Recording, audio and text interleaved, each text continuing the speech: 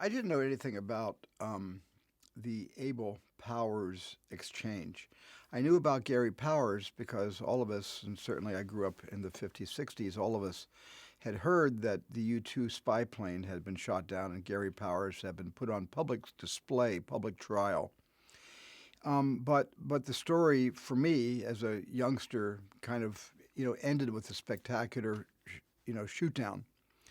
And I didn't realize that something had happened subsequent to his capture, which was this very backroom exchange, spy swap between Rudolph Abel, a Soviet spy, and Gary Powers, the American spy pilot. Two spies, in fact. So this is something that was brought to my attention by Matt Sharman, who had come to DreamWorks to tell us the story that he had unearthed in his interest in that period. And when I first heard the story, it was hard to believe that for me. I listened to the story, I said, "This sounds like a film. This sounds like a movie. Did this really happen?"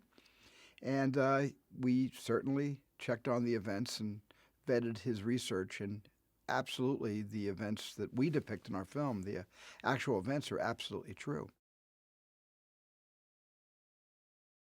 I think the character that Tom Hanks plays, James B. Donovan, he was, I guess, what you would call the standing man or the stand-up kind of guy that stands up for what he believes in to be a universal truth, which is basically justice for all, regardless of what side of the Iron Curtain you are on. In this case, whether you were a communist, a Soviet spy, where your sympathies lied, he was only interested in the letter of the law.